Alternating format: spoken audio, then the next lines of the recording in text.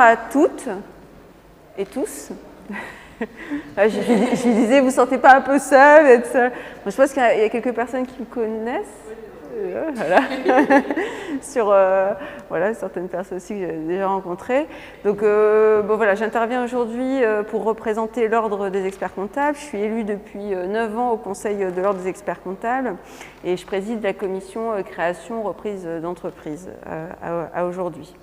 Donc alors maintenant j'ai 40 ans, j'ai 3 enfants et demi quasi, voilà.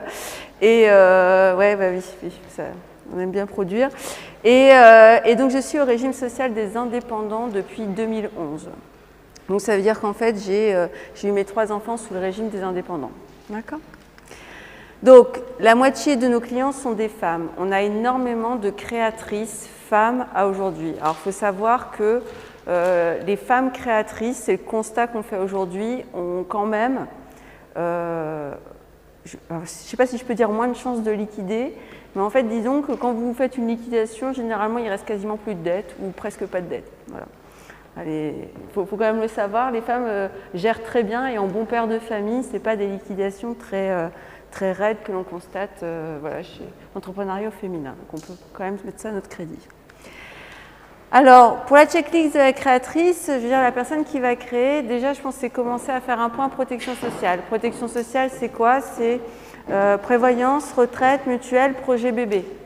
Projet bébé, c'est important parce que quand on se réinscrit à la sécurité sociale des indépendants, vous devez être affilié depuis plus de 10 mois. Ça, je le rappellerai après. Sinon, vous n'êtes pas pris en charge pour votre grossesse. D'accord ? Sinon, les droits à la grossesse sont strictement identiques à ceux des salariés. Donc, je préfère insister là-dessus parce que les projets bébés sur des femmes créatrices, on en a quand même régulièrement. C'est très fréquent que j'ai des créatrices au bout d'un an ou deux me disent bon voilà Marie, je suis très contente pour elle, hein, on offre un petit cadeau aussi, petit doudou. Voilà, donc c'est très fréquent et donc pas de panique, hein, vous êtes pris en charge classiquement comme si vous étiez un salarié. Après c'est voir par rapport à votre activité comment vous souhaitez la gérer, si vous arrivez à ralentir ou pas, si vous arrivez à vous faire remplacer ou pas. D'accord. Donc c'est plus un frein de devenir indépendant. Après, c'est sûr que quand vous êtes travailleuse non salariée ou en auto-entreprise ou en SAS, hein, EURL, SAS, auto-entreprise, vous n'aurez pas de Pôle emploi. Voilà. Mais bon, généralement, quand vous créez, vous avez la chance de pouvoir en bénéficier pendant 2 ans. Donc, il suffit que quand vous allez créer votre structure, bah, vous allez avoir...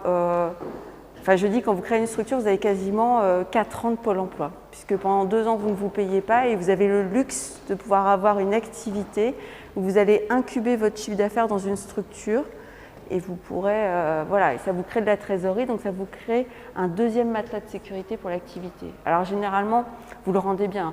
Au bout d'1 an et demi ou 2 ans, vous embauchez, vous développez, vous changez de local, vous réinvestissez. Voilà, donc généralement, c'est réinjecté dans l'économie. Alors, retraite, je vous montrerai un peu les petits calculs rapides qu'on peut avoir concernant la retraite. Bien faire un prévisionnel, une analyse du marché, de sa faisabilité. Là, vous voyez, sur certains dossiers, des personnes qui existent depuis 15 ans, qui sont implantées depuis 15 ans. Voilà, on les récupère, je leur dis, mais où en est ton expérience client? Où en es-tu dans ton expérience client? Est-ce que tes clients attendent toujours ce que tu es en train de vendre aujourd'hui? Est-ce que tu n'as pas intérêt à te diversifier? Est-ce que tu n'as pas intérêt à proposer d'autres offres différemment? Parce qu'en fait, si vous voulez, le réflexe qu'on peut avoir quand on a une décroissance, on réduit ses charges. On se dit, je vais réduire mes charges, ce qu'il ne faut pas faire. Au contraire, il faut développer son chiffre d'affaires, il faut aller chercher de nouveaux marchés, faut détecter les nouveaux besoins de vos clients. D'accord ? Voilà, donc surtout, quand ça ne va pas, il y a un poste qu'il faut conserver à plein, c'est la communication, le marketing, le développement, le brainstorming. De toute façon, on est dans un univers où tous les 18 mois, il faut se repenser. Hein. Faut plus, vous avez des droits à la formation. Quand vous payez vos charges sociales, vous avez des droits à la formation. Utilisez-les tous les ans pour de la gestion, pour de l'anglais, pour du développement marketing, pour du site internet, etc., etc. Il faut les utiliser. D'accord ? Important. Alors, après, voilà, parfois je vois aussi des projets où on me dit, bah voilà, moi, je vais être moins cher que les autres. Je vais être moins cher que...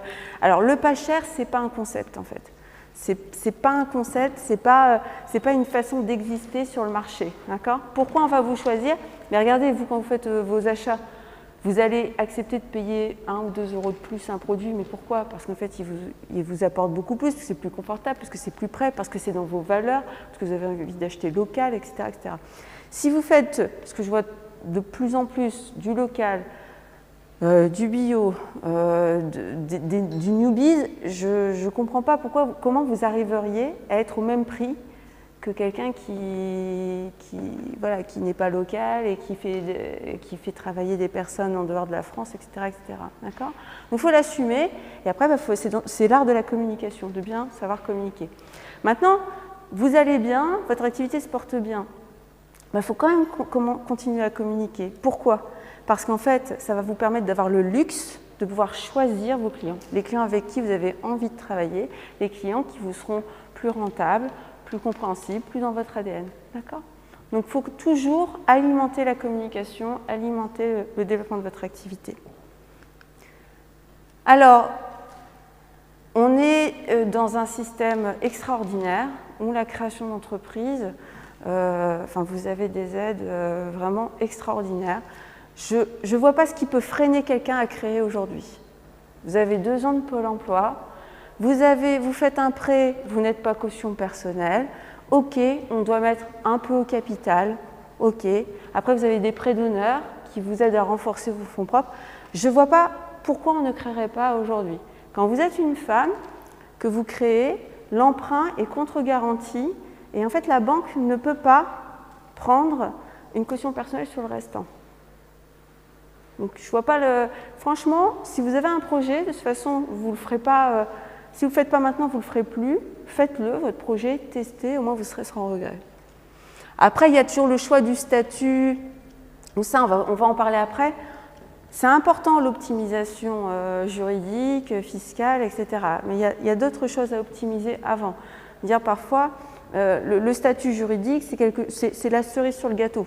C'est voilà, le projet fonctionne bien, tout va bien. On se dit, enfin, sur le papier et dans le prévisionnel, on se dit, voilà, qu'est-ce qui est le mieux pour moi? D'accord? Alors, donc Marocco, c'est sachez vous entourer, sachez payer vos salariés, sachez payer vos fournisseurs, vos partenaires, les personnes qui vous accompagnent, sachez aussi les accompagner. Et là, vous allez voir que si vous savez bien vous entourer, vous allez réussir à faire du boulot qui vous plaît et pas du boulot contraignant, pas du boulot qui vous demande une charge mentale énorme. Par exemple, le soir, je fais mon administratif, alors je passe 6 heures à faire mon administratif. Moi, par exemple, faire mes règlements au cabinet, voilà, j'ai ma belle-sœur, bon voilà, je me suis dit, elle va le faire, elle est très contente de le faire, elle adore ça. Moi, franchement, jusqu'à 23 heures, ça commençait à me saouler un peu. Elle le fait. Et au niveau taux horaire, il n'y a pas photo, quoi, en fait. On s'y retrouve complètement. Nous, on a beaucoup plus de valeur ajoutée. Dans le produit, le concept qu'on connaît parfaitement, on sait où on veut aller. Et il y a des tâches qui vont vous polluer au quotidien, qu'il faut vraiment mettre de côté. Voilà. Et donc après, après la communication, communiquer sur son produit, c'est pas je vais faire que du site internet, ou je vais faire que des marchés, où je vais faire que boutique et puis Facebook, etc. C'est tout. La communication, c'est un tout. Il faut être un peu partout, il faut faire un peu de tout. Un site internet plutôt sympa, un peu de référencement naturel, un peu de réseaux sociaux, un peu de réseaux physiques pour se faire recommander, etc. Enfin, moi, je vous dis mon expérience, parce que je suis expert comptable, mais je suis aussi et surtout entrepreneuse. Voilà, et devenez leader, j'ai pas le temps, alors ça c'est le grand classique, je l'ai dit je ne sais combien de fois en 10 ans, j'ai pas le temps, j'ai pas le temps. Non, en fait c'est pas que tu n'as pas le temps, c'est que tu te donnes pas les moyens d'avoir le temps. C'est à toi, donc c'est à toi de prendre en main ta vie pour dire voilà, je vais me donner du temps pour ci, pour ça. Puis en fait finalement le temps c'est quoi? C'est de l'arbitrage de priorité, hein, c'est tout. Les enfants c'est une priorité pour moi, voilà. Donc il y a des heures où on rentre pour ces enfants. Voilà, donc ça, le constat, c'est que de plus en plus jeune, hein, enfin de plus en plus jeune, parce que bon, voilà, quand on est jeune, hein, quand on est maman, on est jeune. Bon, le temps passe quand même, mais bon. Donc voilà, donc moi je suis très très contente. On est très fiers d'avoir quasiment, je pense, quasiment tous les 15 jours l'annonce de quelqu'un qui est enceinte au cabinet, et même au sein de mes collaborateurs. Là, je suis à mon 3e congé paternité. Au sein de mes collaborateurs, je suis très contente. Et donc voilà, et c'est vraiment un plaisir de pouvoir montrer, de pouvoir prouver que l'on peut très bien vivre ces moments-là en alliant le pro et le perso. C'est tout à fait possible. Alors là maintenant, avec la démocratisation, la visio, etc., c'est encore mieux. On peut donner le sein et puis faire une visio en même temps.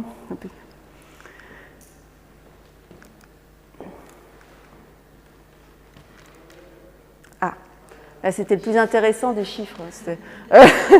Voilà, donc ça, c'est des choses que je ressors assez régulièrement parce que j'ai beaucoup de fausses idées reçues sur l'indépendant. Ça fait 2 ans maintenant qu'on est aligné avec les salariés, congé paternité, maternité, caisse de retraite, prévoyance, etc. Donc, on a souvent le comparatif SRL, SAS. Alors, je vous fais ce comparatif-là parce que SAS, c'est quand vous étiez salarié, vous aviez des fiches de paye aussi. Vous voyez, où on se dit, j'ai peut-être une meilleure protection sociale en restant avec des fiches de paye. À gauche, j'ai pas de fiche de paye, donc je me fais un virement tous les mois du salaire que je prends. Évidemment, après, on formalise ça au niveau d'une assemblée générale, mais vous faites un virement. Et, pardon, alors c'est... À droite, c'est le salarié, et à gauche, c'est le salarié, et à droite, c'est le TS. Donc ici, là, je suis indépendante, je n'ai pas de fiche de paye, et là, j'ai des fiches de paye. OK? Voilà, plus simple.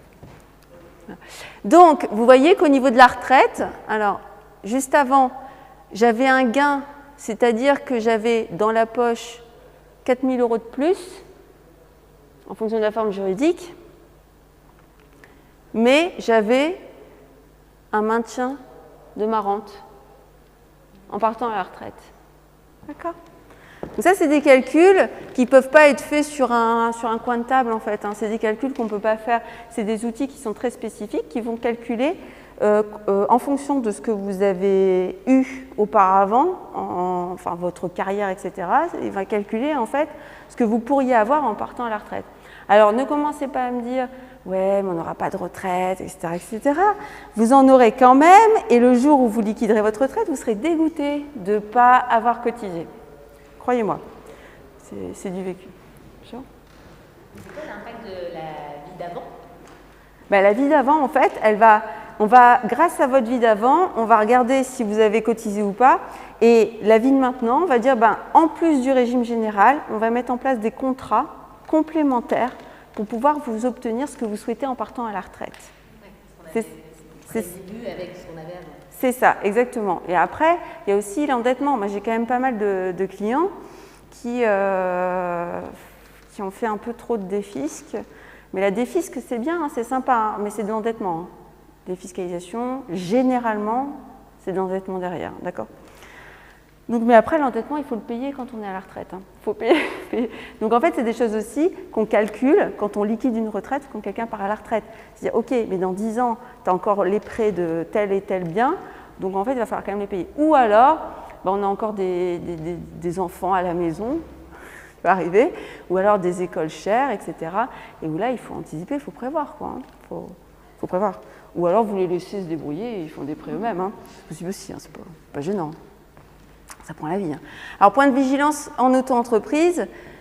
Voilà, donc ça date de 2019. Les montants sont ajustés tous les ans, mais ce n'est pas significatif. Pour celles qui voulaient créer en auto-entreprise et qui n'ont pas plus le Pôle emploi, vous n'allez pas valider votre trimestre de retraite si vous faites que 1 000 ou 2 000 € de chiffre d'affaires. En fait, le montant que vous déclarez en chiffre d'affaires en auto-entreprise vous permet de valider des trimestres de retraite. Donc, on fait très, très attention, d'accord, à ça. C'est un sujet qu'on regarde systématiquement. Là, je suis en train de valider des bilans. Voilà, s'il n'y a pas la protection sociale satisfaisante, on fait le nécessaire. On va avec les clients et on fait le nécessaire pour avoir la protection sociale. On va vraiment la chercher. Vous avez le luxe d'être dans un pays extraordinaire. où en fait, on a une protection sociale de dingue. J'ai encore vu là une créatrice qui a habité pendant 5 ans à l'étranger. Elle est rentrée en France, elle m'a dit « mais vous avez un pays, mais vous ne vous rendez même pas compte de ce que vous avez. Vous avez une chance de dingue. Donc profitez-en. Oui, vous allez payer des charges sociales. Oui, ça, je suis désolée, vous allez les payer. Mais bon, demandez en 2000... pour mon premier, en fait, j'étais mal inscrit aux URSSAF. J'ai reçu la facture de l'hôpital pour l'hospitalisation pour l'accouchement. Demandez à l'occasion les factures, ça pique. Hein. Puis bon, on va à un cancer, on en a pour 100 à 150 000 euros par an, enfin à peu près, de prise en charge. Ces détails-là, il ne faut pas les oublier. Hein. D'accord ? Mais bon, non. Les indemnités journalières, donc c'est pareil. Parfois, bon, on a des personnes qui viennent nous voir et disent « ouais, mais alors moi, si tu veux, j'ai pas déclaré, machin. » Bon, déjà, on n'a pas le droit de pas déclarer. Mais le problème, c'est qu'en fait, elle n'avait pas du tout déclaré. Mais elle n'avait pas du tout déclaré, ça faisait plusieurs années, et en fait, elle était en dessous des 4 000 euros, en fait. Vous voyez ? Ce qui fait que quand on est en dessous des 4 000 euros et qu'on fait un enfant, on n'est pas pris en charge. D'accord ? En dessous des 4 000 euros de chiffre d'affaires. C'est ça, l'indemnité journalière, si vos revenus sont inférieurs à 4 000 euros. Voilà.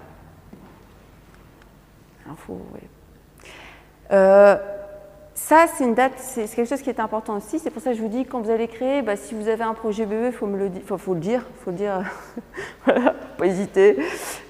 Voilà, parce qu'on va prévoir, on va compter, enfin non, on va pas forcément compter, mais on va quand même avoir en tête qu'il faut 10 mois, d'accord ? Il faut 10 mois d'inscription pour pouvoir être pris en charge et indemnisé, d'accord ?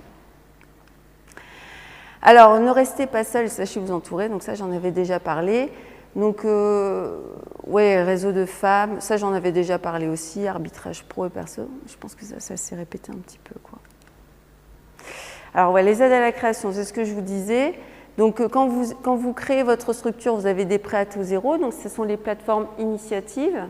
Pour les projets un peu plus lourds, un peu plus gros, c'est les un peu plus, je ne sais même pas si je peux dire un peu plus lourd, un peu plus gros, mais on va se tourner vers Odéfi aussi, hein, qui permet de donner des prêts d'honneur, des prêts à taux zéro.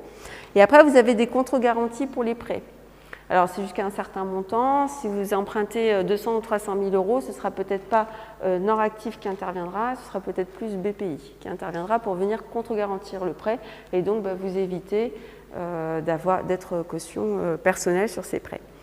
Maintenant, sur ces organismes, vous passez devant des comités, devant des jurys, ou en tout cas vous préparez des dossiers. Alors généralement, c'est la partie qui peut vous faire un peu suer. Mais en fait, prenez pas ça comme ça. Ça vous permet de vous remettre en question, de vous poser plein de questions. Les gens vont vous challenger sur votre projet.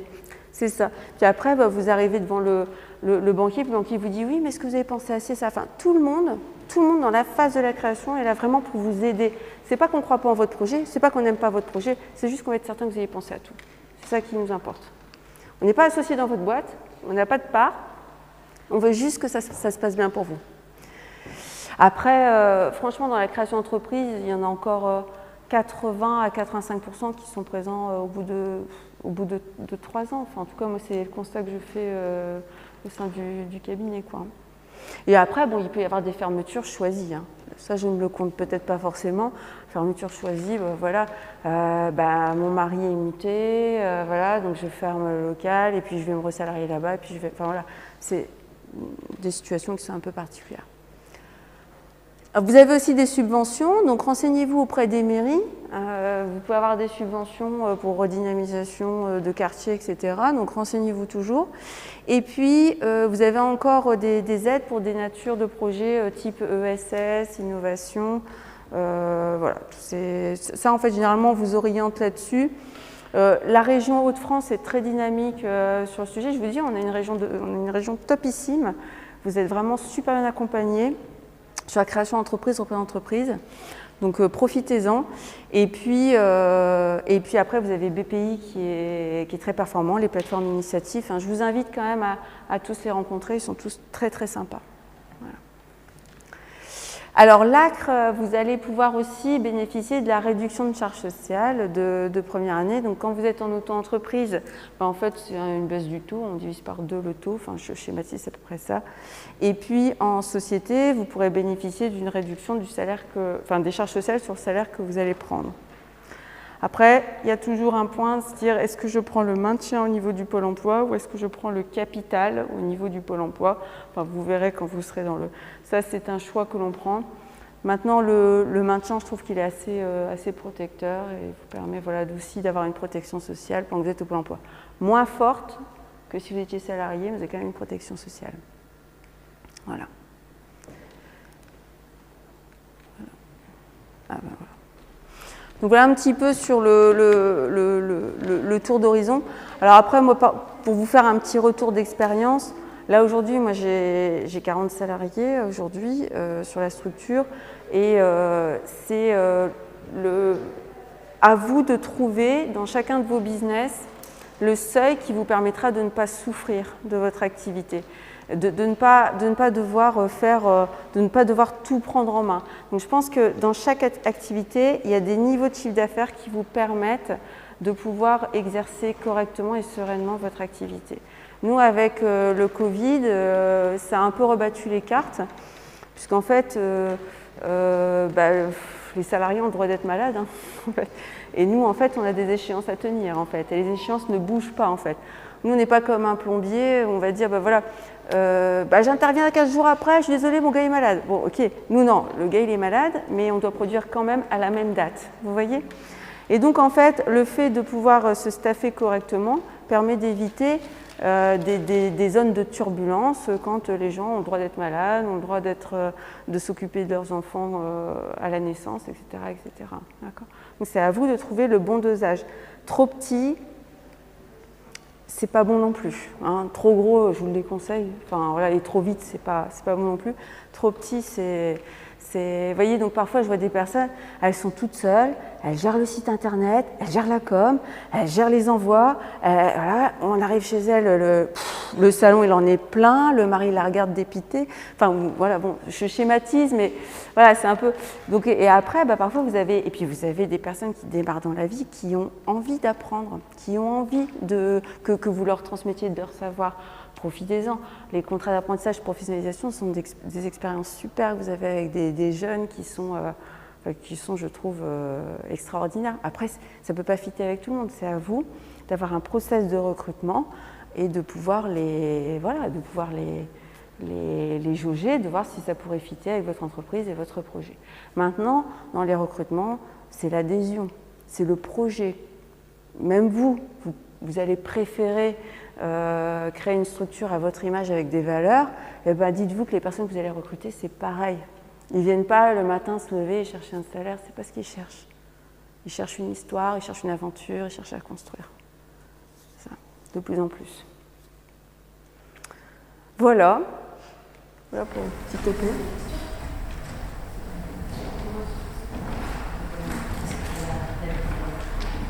Oui, c'est par rapport à la business story que j'ai vu sur le site professionnel, justement, si vous voulez en parler un petit peu. Oui, carrément. Ma business story, c'est vous avez en fait un listing de professionnels qui sont spécialisés dans la création reprise d'entreprise et ça vous permet en fait d'avoir, alors pour nous les experts comptables, c'est 3 rendez-vous gratuits avec un expert comptable pour vous conseiller sur la création de votre entreprise. Après, c'est un expert comptable qui pousse plus ou moins l'accompagnement, ça dépend, mais vous avez ce dispositif. C'est déjà fait naturellement au sein de la profession. Après, c'est parce que je pense que certains créateurs ont un peu peur, ils se disent voilà, j'ai pas forcément envie, voilà. Et puis après, c'est la peur aussi peut-être d'engager des frais avant de savoir si le projet il est viable en fait, ce que je peux comprendre tout à fait. Donc il y a des professionnels qui acceptent de se mettre à votre disposition pour leur donner, vous donner leur avis sur votre projet et sur l'expérience qu'ils en ont, quoi. C'est Business Story. Mais vous avez aussi des avocats, des notaires, de mémoire il y a des banques aussi, mais il y a des experts comptables. N'hésitez pas. Et j'ai des confrères qui sont extraordinaires aussi. Voilà, la profession est vraiment très, très dynamique sur le sujet et on a une profession qui est vraiment chouette, vraiment à l'écoute et qui est capable de faire beaucoup plus de choses que ce que vous pourriez penser. Voilà. Ça.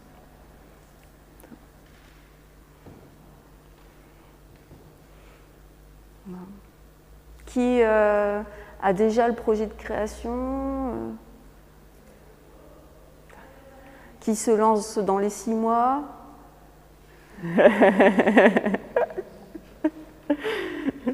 Qui va avoir un gap? Non, je rigole. Bon, et après, donc les autres, vous êtes en phase de, voilà, mais même de recherche, ou même de savoir que ça existe. Ça veut dire que c'est des sujets qui vous titillent, c'est des sujets que vous avez envie qui vous intriguent, ou vous avez envie de mieux maîtriser, c'est bien. C'est bien. Mais c'est super, enfin, une fois que vous avez goûté l'entrepreneuriat, après, je le vois, hein, les personnes qui ont été entrepreneurs, qui repartent salariés après, parce que l'expérience a peut-être été malheureuse ou pas forcément tendue, ben on les revoit après. Alors Marie, j'ai un autre projet de création. Bah, écoute, voilà, c'est entrepreneur d'un jour, entrepreneur toujours. C'est ouais. Donc après, il y a des contraintes, etc. Mais c'est vraiment tripant, prenant. C'est vraiment, vous levez le matin, vous savez pourquoi vous vous levez le matin, là, ça c'est sûr, vous avez votre projet. Et c'est le fait de construire. Et donc on est beaucoup plus dans ça actuellement, le fait de construire et de voir le résultat de ce qu'on a construit. C'est ça qui est vraiment... et donc là, le cycle du créateur a un petit peu changé. Alors, ce que je vais vous dire, il y en a certains qui ne vont pas se reconnaître du tout, alors il ne faut pas... Voilà. Mais on a quand même un cycle, c'est de 7-8 ans en fait. Hein. Donc c'est les 3 ans de la création, où là en fait vous êtes en phase d'amorçage, vous courez partout. Voilà. Au bout de 3 ans, voilà, vous réfléchissez pour l'achat immobilier de votre activité pro, la création un peu immobilière. Au bout de 5 ans, c'est développement France ou développement d'une ouverture d'une deuxième boutique. Ou voilà. Et au bout de 7 ans, vous dites ouais, en fait, j'aimerais changer d'activité. Voilà. Parce que voilà, le fait de vouloir se reconvertir, il n'y a pas que les salariés qui ont le droit de se reconvertir, les entrepreneurs ont le droit aussi de se reconvertir. Et c'est vrai que là, je commence un peu, pas à militer sur ça, mais à dire, voilà, ce serait bien qu'il y ait des accompagnements à la reconversion des entrepreneurs. Parce que les entrepreneurs ont le droit aussi d'être blasés par leur activité au bout de 7-8 ans. Quoi. Oui, il y en a. Bon, moi, je suis un peu picousée de la compta, voilà. Mais oui, si, il y en a qui sont... et ils ont raison, moi, je trouve ça génial. Hein. Là, j'ai en tête quelqu'un qui était artiste, qui a créé dans la plomberie une activité, et ça fonctionne très, très, très, très bien. Et voilà, une autre qui avait fait des boîtes qui accompagnent.